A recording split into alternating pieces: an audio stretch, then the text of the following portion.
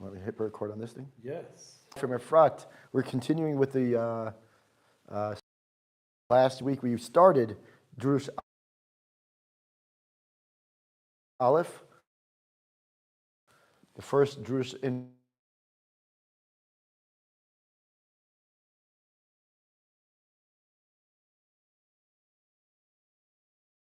here. We're going to go back and do a little review of what we did last time. But meanwhile, and we get closer to the month and the end of month of Shvat and the end of Shovavim, which is this week, the end of Shovavim. We hope, and Bezrat Hashem, the learning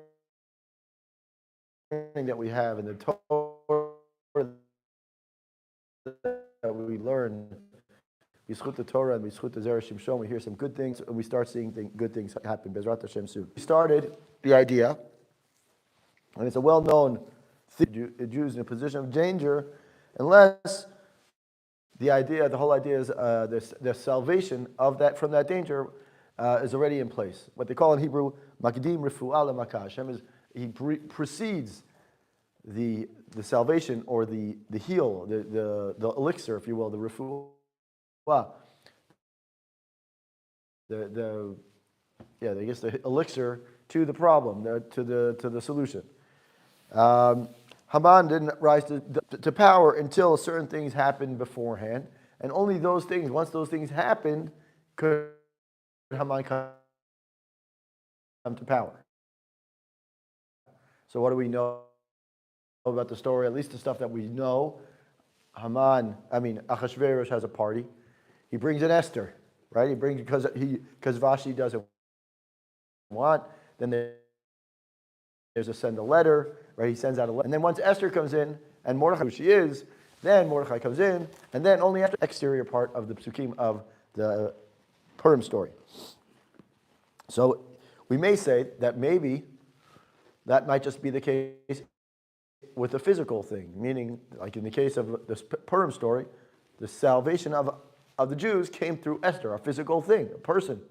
But no, the Zera Shimshon is going to say it actually came, not only was the revelation of this whole idea of Makdim Refu'ah L'Makah, a physical thing, but actually we also learn it from Purim about the spiritual side as well. Meaning that when someone comes into a spiritual test, Hashem has already given you the kochot, the power and the energies to get through the test. We just have to be able to find it. And it's just something we know in general that what happens when we're really tested. And a good example. Look what happened with this story. Now that we're starting to hear stories about what these women and ladies and other people are going through as they were hostages, right? Unfortunately, we're hearing these crazy stories.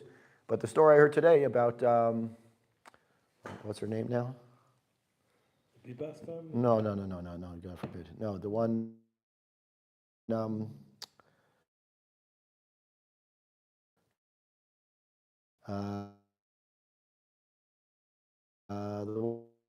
one who was.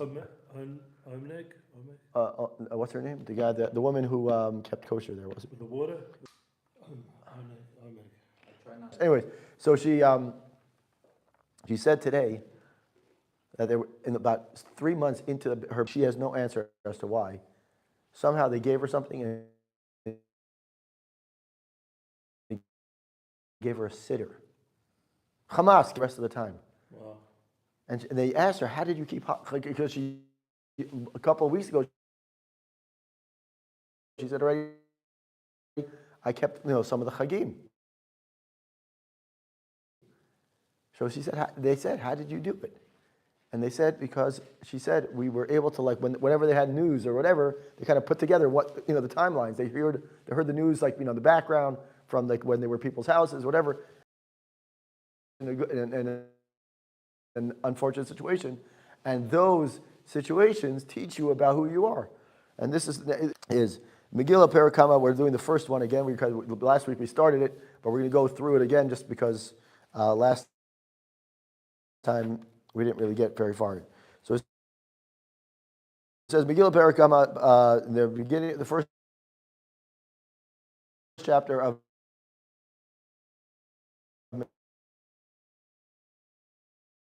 several Rabbanim and Tanaim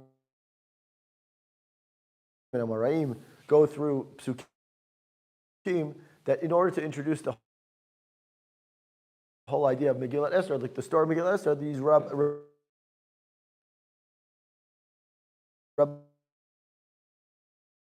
would give a different pasuk from a different place in Tanakh and say, this is the opening pasuk, this is how I open up the storyline of Purim. And Rabbi Nachman Bar Yitzchak says, Patach la pitcha lahai parsha mehacha. He would open the parsha. He would open the whole idea of the Purim story with this following pasuk: Lulei Hashem shayad lanu b'kum alinu Adam. Adam v'lo melech. He says that Hashem not been with us when saying is that this man is referring to Haman. Who would have known what would have happened had, God forbid,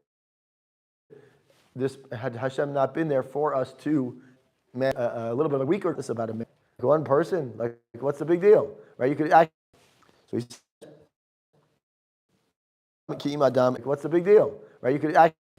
So he said, maybe we shouldn't say the pasuk Lulei Hashem Shailan. Why?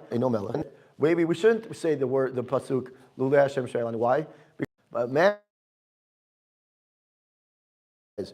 to address this, he says, Kedei l'taretz kushazo, mishum hachi rav kedei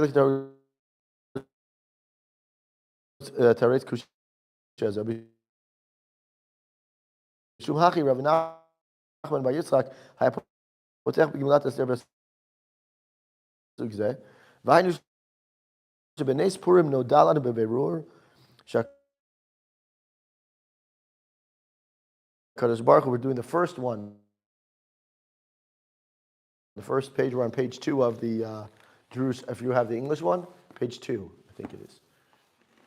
Anyway, so he says that Rabbi Nachman Bar Yitzchak was opened the Megillah with this pasuk because he said it was clear that on Purim, it was so clear to us about that Hashem is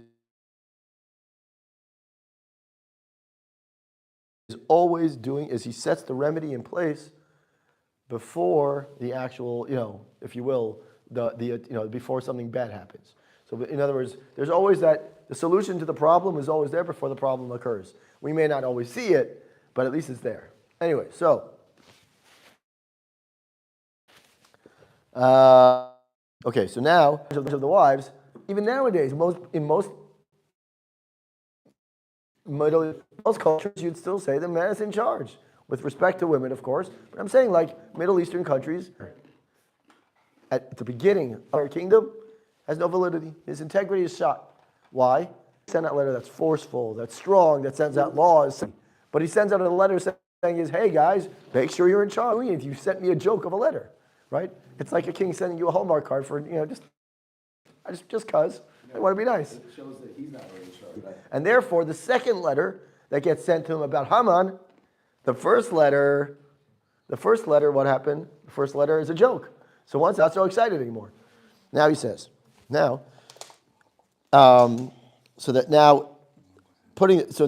kind of sets the tone already of the idea that Hashem is Magdim Refuah L'Makah. And now, in order to not, what we have to do, what the Zera Shimshon is going to do now is he's going to go through one or two situations in which he's going to try to go through what's the ultimate distressful situation. When did Hashem set up the refuah before the makah?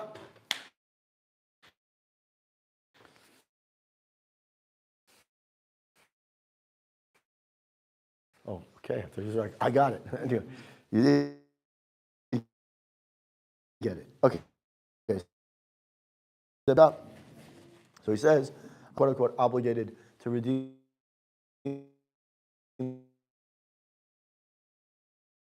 the Jews. This is only one opinion, and he's going to talk about the other side of the coin in a second.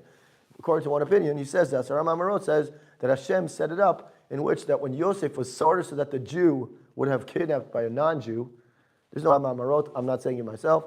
He says that the Asamam Amarot says that since the obligation applies only when a Jew, it says here that Hashem was obligated to redeem the Jews from Mitzrayim by the obligation to redeem a Jew who has been sold as a slave to a non-Jew. Okay? It's only the case when a Jew is sold by another Jew. Okay, that's the law. That's the halacha. So he says this is this is Asara Mamarot, is a sefer, and he says Hashem was obligated, to redeem the Jews from Egypt by the obligation to redeem a Jew who has been sold as a slave to an idolater. No, it only works when a Jew kidnapped a Jew first and then is sold to an idolater.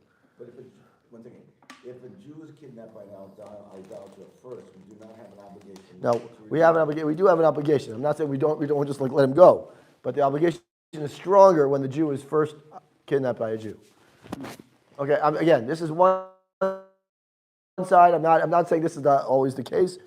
Okay, it was necessary. Basically, what he's saying is that the way it was set up was that the Jew, meaning Yosef, was kidnapped by his brothers first, and then he was sold to Yishmaelim, and therefore Hashem felt an obligation, quote unquote, to redeem them.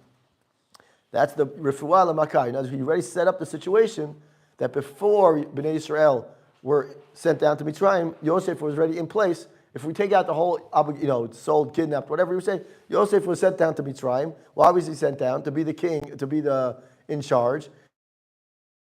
And therefore, he set up the whole Eretz Goshen, so that way when Bnei Israel do come down, things are not as, there's already like a infrastructure in place. You just said to Hashem.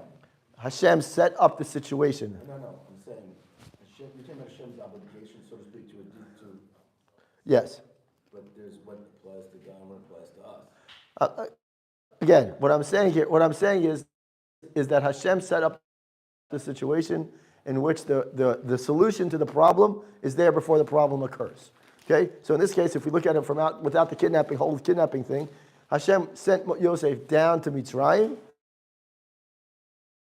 so that way there is some sort of infrastructure in place, and his name, even though his name, by the time the Bnei Israel come down and are enslaved, his name is not exactly on the top of the list, but at least the Jews are there, there's, Batei Midrash and whatever is going on. But you could say, the other side of the coin is, according to some people, we say that the whole reason of Yetziat Mitzrayim, or the whole idea of the slavery of Mitzrayim is because of what?